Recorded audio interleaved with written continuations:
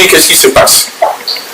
Les Djourtidiens ne sont plus au pouvoir, les Bozizé non plus, mais ils veulent revenir. Et on n'en parle pas beaucoup, parce qu'on trouve que ce n'est pas important, c'est un épiphénomène.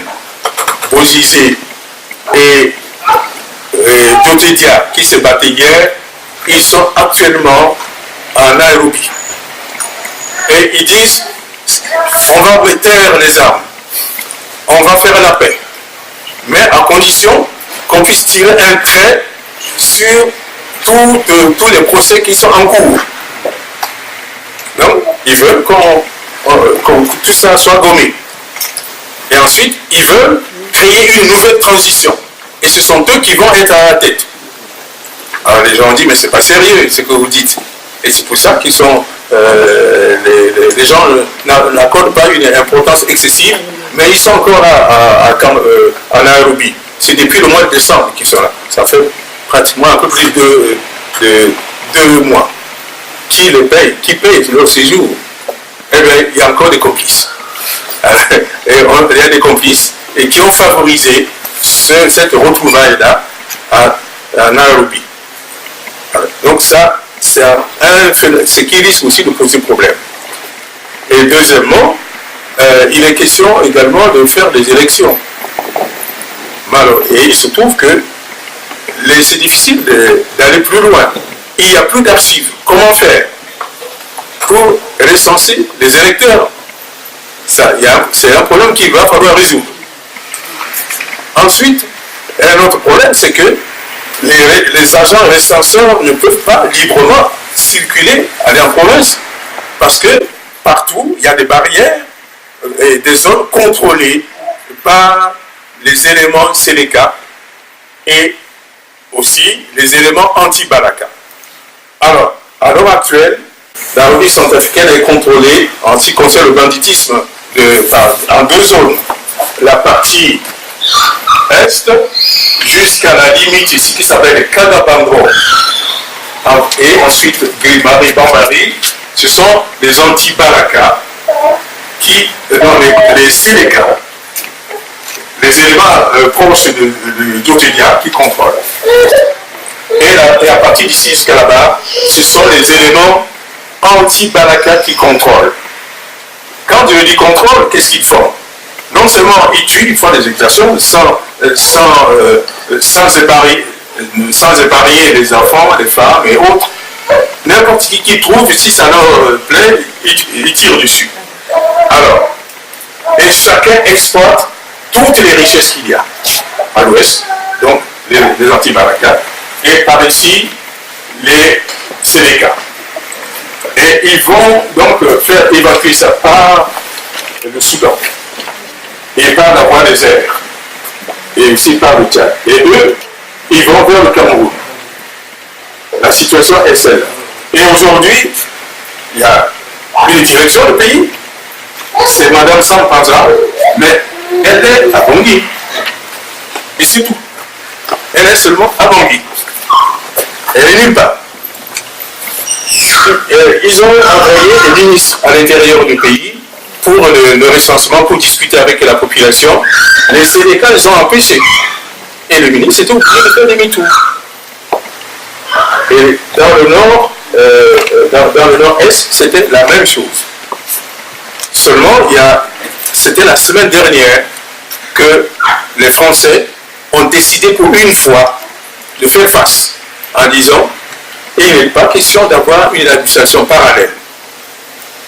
Et il y a eu des coups de feu, il y a eu des morts parmi les Sénéca.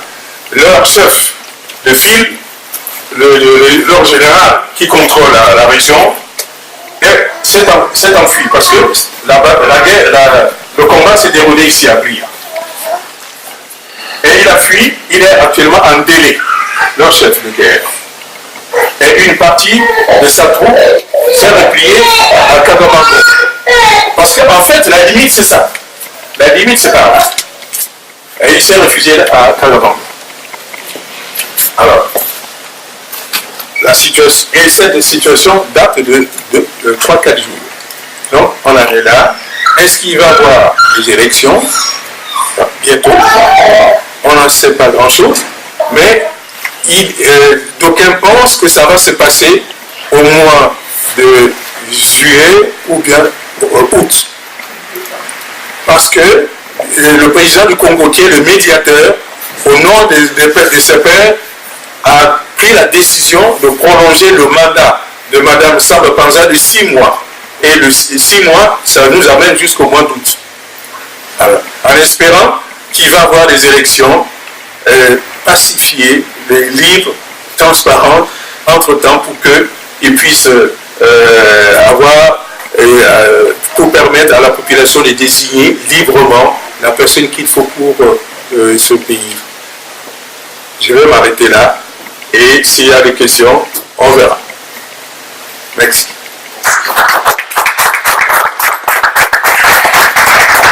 Donc le principe, c'était effectivement de permettre une conférence avec un spécialiste qui nous a présenté les problématiques historiques et actuelles de la République centrafricaine, mais surtout de comprendre et de mettre effectivement les justes mots, puisque finalement, quand on entendait anti-Balaka, on pensait que c'était anti-musulman, alors qu'en fait c'est finalement anti-AK-47. Donc maintenant, s'il y a des questions qui peuvent être posées à l'intervenant, vous n'hésitez pas.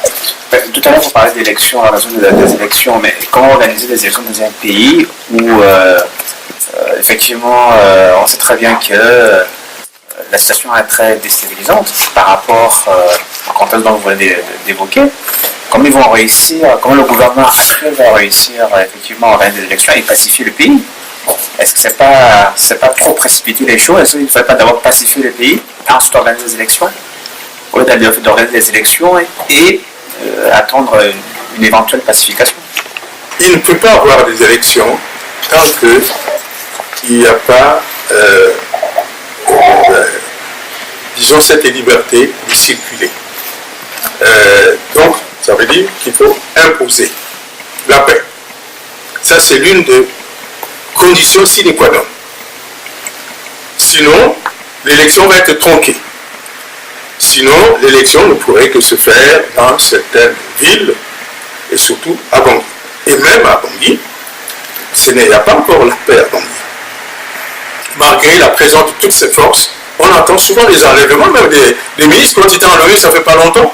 Et à Bangui, il y a cette humanitaire qui est enlevée, mais c'est à Bangui.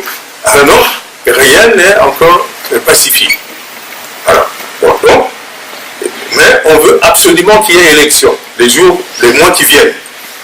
Alors, tout est mis en marche pour ça. Mais, de mon point de vue, les dates, s'il n'y a pas de date, les tranches qui sont données, c'est pour dire aux gens, il va y avoir quand même des élections, mais bientôt. C'est ça que ça veut dire. Parce qu'il n'y a aucune date qui a été donnée. Quand on dit qu'il va y avoir des élections, par exemple au mois d'août, mais il aurait fallu dire, soit la présidente qui le dit, ou la commission chargée d'organiser les élections qui le dit, premier tour à telle date, deuxième tour à telle date. Et là, on saura exactement. Mais on dit tout simplement, à telle période, il va y avoir une élection. Même la présidente qui le dit, elle ne sait pas. Donc personne ne le sait. Mais il faut quand même bien répondre aux gens que bientôt vous allez participer aux élections. Parce que si on dit qu'il n'y a pas d'élection, les gens ne comprendront pas. Voilà l'interprétation que je donne, mais il va y avoir des élections, mais peut-être pas tout de suite. Peut-être pas tout de suite. Et on dit aussi que les différentes forces qui sont en place, c'est pour permettre d'aller aux élections. Et à chaque fois on dit, eh bien, bon, ils sont là pour 3 mois, 6 mois, etc. Entre nous, soit dit, c'est normal. Parce que ça, c'est encore d'autres critères qu'il faut évoquer. La présence des troupes dans un pays, la durée est limitée. C'est pour des raisons budgétaires. Voilà le fond, des raisons budgétaires. On n'envoie pas un militaire indéfiniment dans un pays, parce qu'il faut le payer. Et plus il reste longtemps, plus il faut augmenter son salaire, ses revenus. Et c'est pour cette raison-là, quand on envoie pendant 3-4 mois, on les ramène, on envoie à d'autres, et ainsi de suite. Et pour des raisons budgétaires, on ne peut pas s'éterniser. En même temps, il faut faire du mouvement. Ça permet donc de contrôler le coût.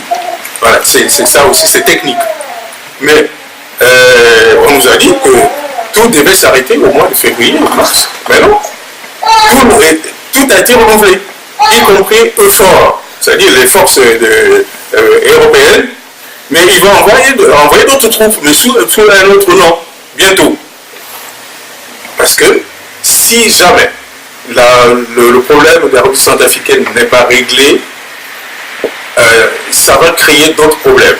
Vous savez que le Cameroun, le Tchad, le Niger et le Nigeria sont à guerre. En ce moment, on parle de Boko Haram. Mais il suffit de faire la jonction, puis c'est fini. Or, la RDC est en guerre depuis des années. Mais si le pont est établi, mais vous voyez ce que ça va faire, ça va déstabiliser davantage. Alors, donc c'est pour ça que quelque part, moi j'ai espoir que ça va se régler. Mais en attendant, il y a des morts. Il y a des morts, mais ce sont des populations qui sont sacrifiées. Donc l'élection va avoir lieu. Et je connais des gens, il paraît qu'il y a... ça c'est l'anecdote, hein, parce que c'est dommage, c'est pas sérieux, mais c'est comme ça. Il y a à peu près 50 personnes qui ont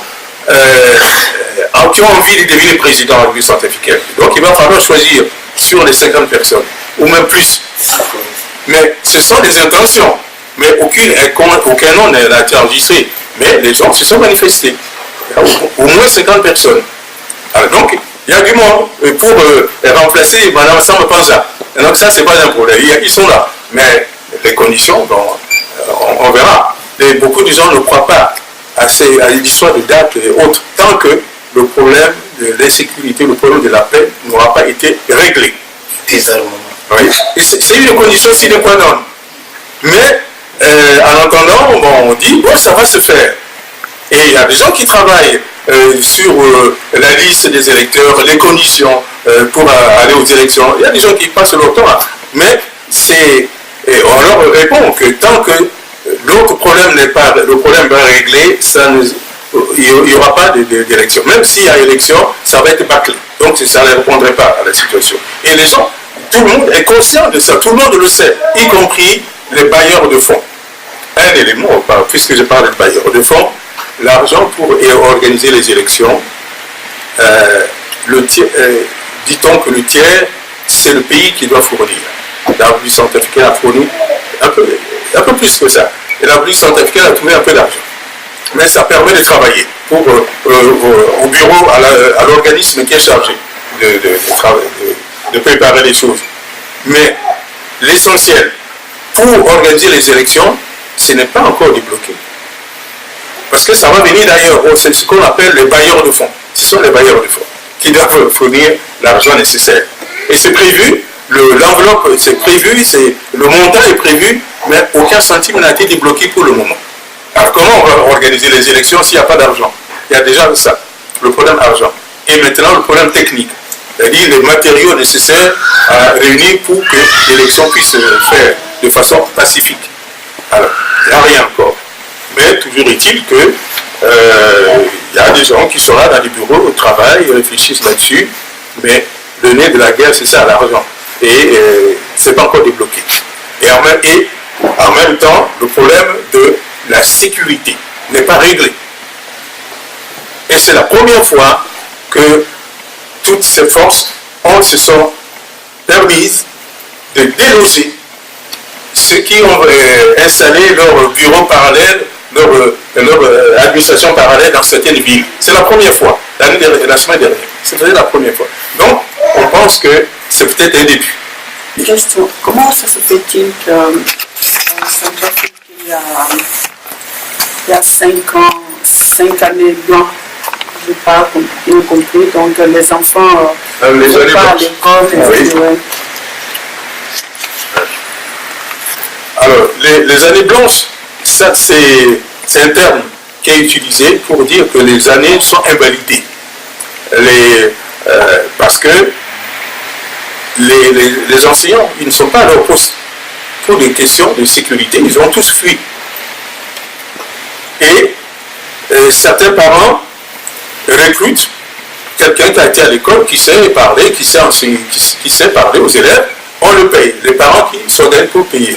Mais même ceux-là, ils ont fui pour leur propre sécurité, la personne.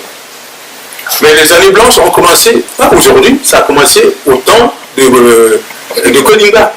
C'est tout au temps de Koninga que ça a commencé. C'est-à-dire, à un moment donné, il y a eu des grèves, des mouvements des enseignants. Et puis finalement, l'année a été invalidée. Alors, on dit qu'aujourd'hui, si on totalise depuis cette période maintenant, il y a 8 ans comme ça qui ont été perdus.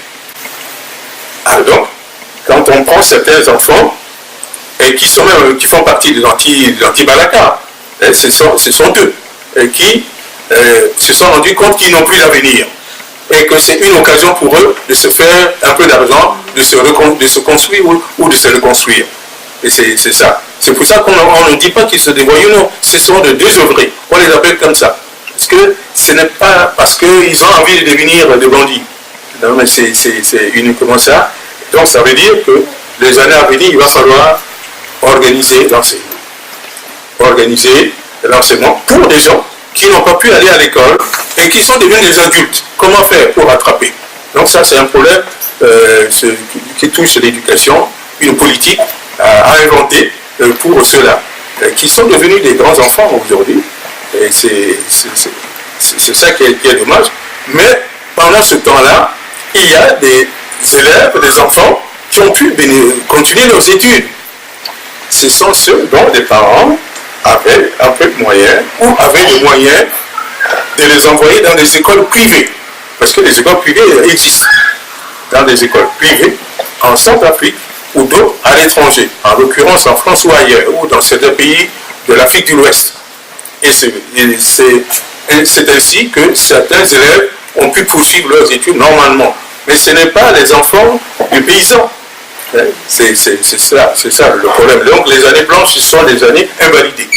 Parce que le programme n'a pas été suivi jusqu'au bout, au bout de l'année. Donc ça ne sert à rien de faire admettre quelqu'un, un enfant, dans une classe supérieure alors qu'il n'a rien appris toute l'année.